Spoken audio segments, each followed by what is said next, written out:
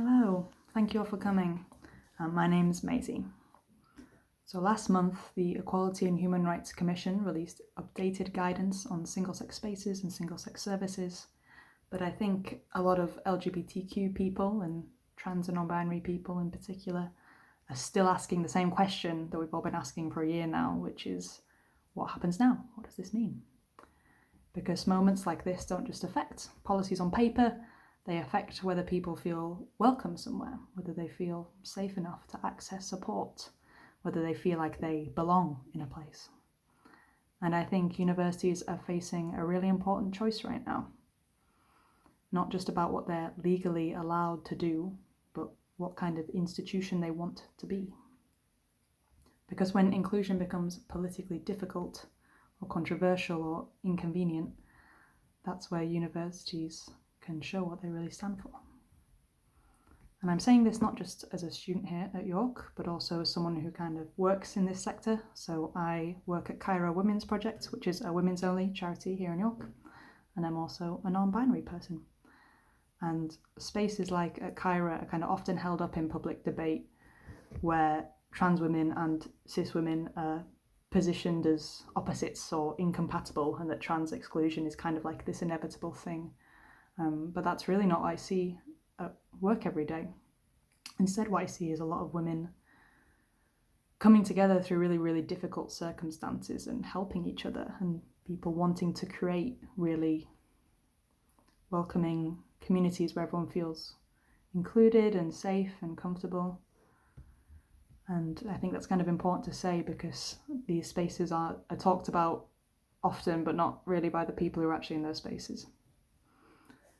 And that's why what worries me right now isn't just overt exclusion, although that does worry me too, but it's more quieter forms of institutional retreat that are on my mind right now.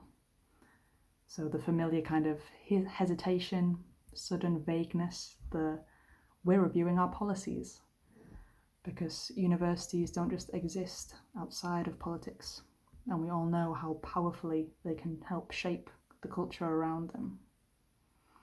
Universities get to tell students who belongs here, and they tell staff who is safe.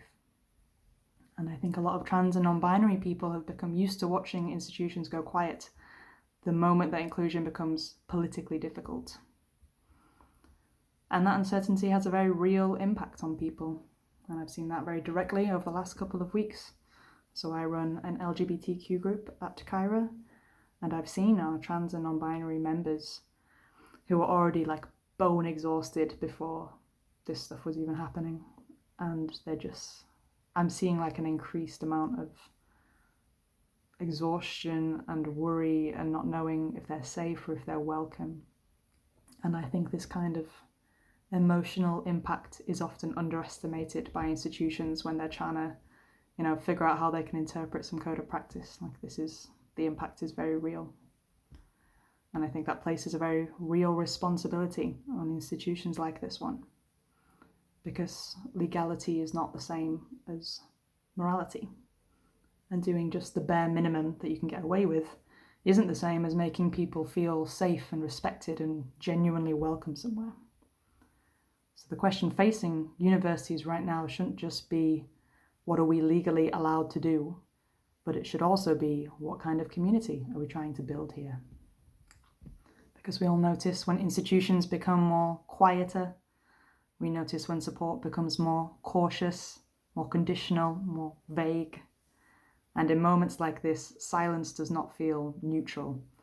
It feels like a warning. So I think this university, like every institution right now, has a choice to make.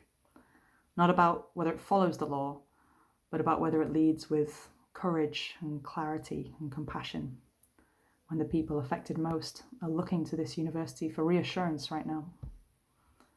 And that's why events like this matter, and pride matters, and visibility matters.